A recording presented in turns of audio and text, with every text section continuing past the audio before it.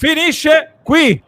Inter Kairat 2-1. Inter batte Kairat e fa 4-4 nella fase campionato di questa Champions League. Non eravamo mai riusciti a vincere 4 partite di fila, questo è sicuramente un grande risultato. L'Inter raggiunge i 12 punti, che era l'obiettivo che ci eravamo prefissati nelle prime 4 partite, che erano assolutamente alla portata. E adesso ci aspetta una seconda fase con 4 partite sicuramente più difficili, ma intanto l'Inter ha fatto il suo con 12 punti che dovrebbero bastare per raggiungere almeno i playoff. Per arrivare tra le prime 8, che è il nostro obiettivo, bisogna fare probabilmente tra i 17 e i 18 punti almeno, quindi bisognerà andare a fare punti contro le big. Certo che il messaggio che ci lancia Inter Kairat non è un bellissimo messaggio, perché dopo una partita difficile e un po' incolore contro il Verona, oggi contro un avversario decisamente alla portata ci aspettavamo di poter fare meglio. È un Inter che ha fatto delle rotazioni, che sicuramente ha pensato alla gestione anche in vista della Lazio. Il tema però soprattutto della testa, secondo me, lo avevano anticipato Chivu e Carlos Augusto in conferenza stampa, e forse è un tema che dobbiamo sottoporre in questa partita, in cui il gol di Lautaro Martinez, il quarto in 3 partite di Champions League, e quello di Carlos Augusto valgono la vittoria, con in mezzo la rete di Arad che ha sollevato, Simo, qualche dubbio, perché ci evita anche la possibilità di chiudere con la porta inviolata, che era un altro obiettivo. Sì, un obiettivo sicuramente secondario, ma serve come spunto, ecco, come dicevi tu, per ragionare sul discorso dell'approccio.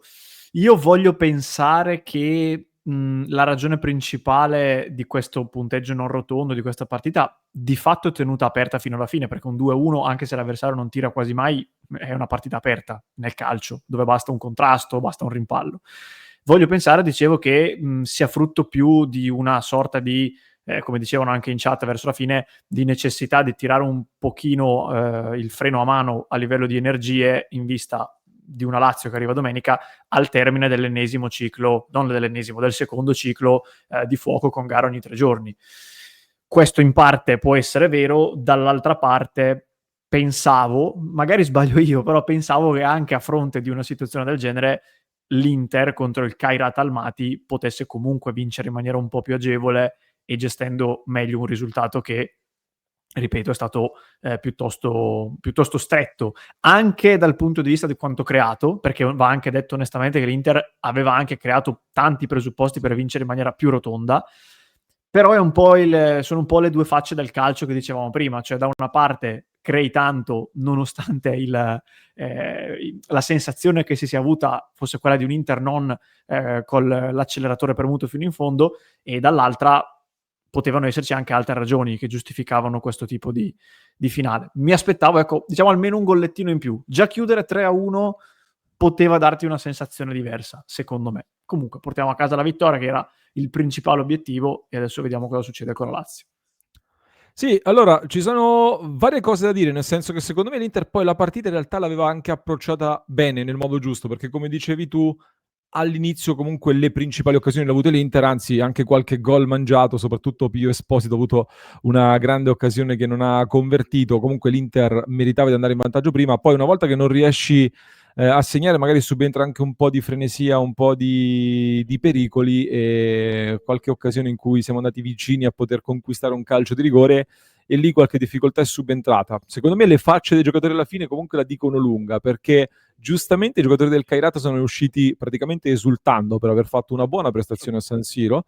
I giocatori dell'Inter ho visto, a parte Akanji che stava sorridendo, gli altri un pochino così, e quindi l'idea è quella di un massimo risultato, no, nel senso del vittoria con il minimo sforzo o quasi, di un Inter che come dicevo, dopo Verona lascia un'altra prestazione non buonissima, certo con tante rotazioni, e non vorrei che fosse un po' un segnale di un Inter che arriva con la lingua di fuori all'ultima partita di questo ciclo, che sarà quella di domenica, la 7ª partita tra la sosta di ottobre e quella di novembre, contro una Lazio che invece è in un periodo ascendente, sta crescendo e si sta anche divertendo. Potrebbe essere quindi una partita molto pericolosa e molto insidiosa. La buona notizia è che siamo riusciti comunque a far rifiatare alcuni giocatori come Çalhanoğlu, come lo stesso Lautaro Martinez che è uscito al primo tempo, come Thuram che è entrato nel finale. Si è rivisto Thuram, questa sicuramente è un'altra buona notizia.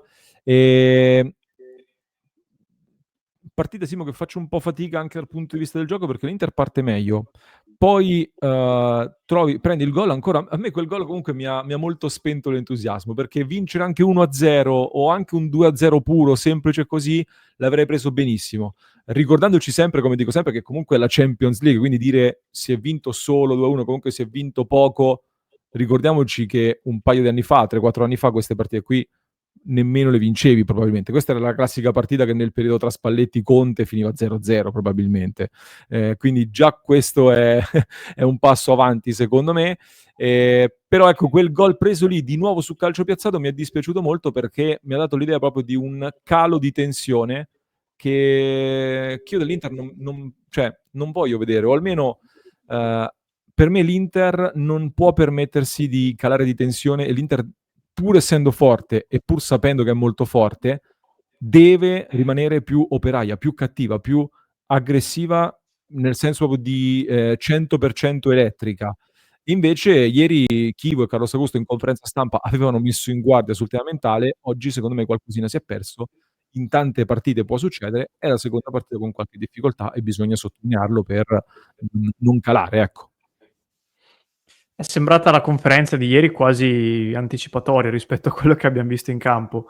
Difficilmente potevamo aspettarcelo, ripeto, perché poi sì, dicevi, è la Champions League, è anche vero che il livello medio del Kairat Almaty è quello di una bassa Europa League, forse, quindi comunque diciamo che sono qui per tutto quello che hanno fatto, hanno fatto anche un bel percorso durante le fasi di qualificazione, quindi pieno merito, però oggettivamente non è un livello da Champions quella del Kairat, quindi sicuramente si poteva fare di più. Il fatto che l'Inter, come dicevo anche prima, possa essere un po' stanca, secondo me ci può anche stare, in quel caso si può fare poco, nel senso che se hai poca energia ci può stare appunto che magari una partita sia un po' meno brillante. Il fatto è che, lo dicevi anche tu, quindi penso sia una cosa che abbiamo notato entrambi, in certi momenti l'Inter è sembrata anche un pochino tornata ad essere leziosa, ad essere più diciamo intenta a far la giocata bella da far vedere che non ha la concretezza, soprattutto dicevo anche in cronaca nella zona di rifinitura, quando tu arrivavi quasi verso la tre quarti offensiva, lì tante volte ho visto giocate complesse, giocate meno concrete. Non so se sia una sensazione, può essere anche una percezione dovuta anche al fatto che la partita si stava mettendo male, quindi anche psicologicamente vedi delle cose che ti rafforzano quella cosa lì. Però, ecco, quando l'Inter non ti dà l'idea, come dicevi prima, di metterci tutta l'energia nervosa e la cattiveria necessaria, mi dispiace, perché lì si può fare comunque meglio, anche se magari le energie non sono al 100% e in parte l'avversario stesso ti porta ad essere un pochino con la guardia un po' più abbassata, perché poi diciamo anche questo è fisiologico, che quando trovi il Kairat tu non abbia l'energia mentale, la concentrazione di quando becchi l'Atletico Madrid, cioè è anche normale, però sì, non deve diventare diciamo pericoloso al punto tale da arrivare al 90esimo sul 2-1, dove poi ti fanno un cross in mezzo come è successo nel finale, e sai, del calcio, come dicevo anche prima, il rischio è sempre dietro l'angolo, ecco, tutto qua. E C, che ringraziamo, dice: lezione, mai sottovalutare l'avversario. Grazie mille per la super chat, grazie al nostro Franco Marelli.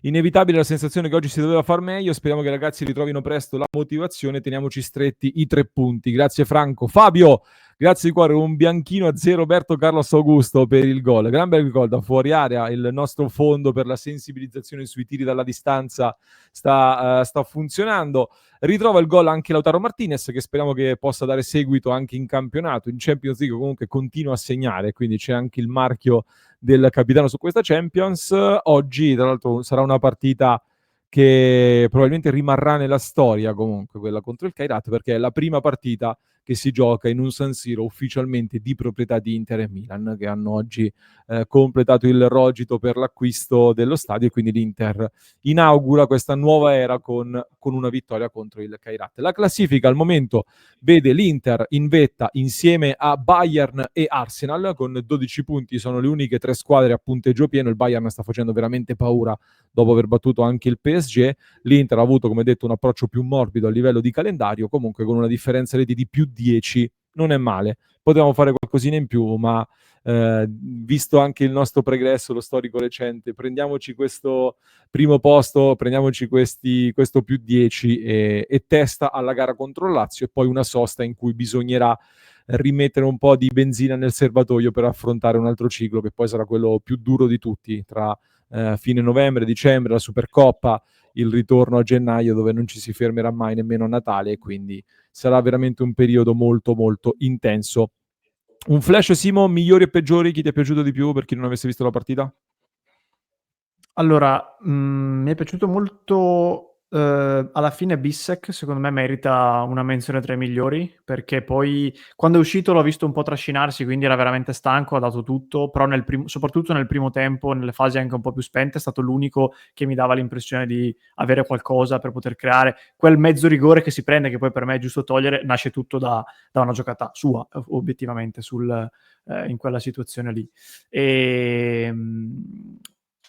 A me non è, per me il peggiore o meglio, quello che a me è piaciuto meno in assoluto, contando anche il potenziale che ha, è stato Dumfries, che però temo fosse anche, come dicevo all'intervallo, in una di quelle partite in cui è difficile coinvolgerlo nella maniera che lui preferisce, e quindi giocandogli palla sui piedi con l'avversario di fronte lo sappiamo che fa fatica, quindi comunque era un tipo di partita del genere.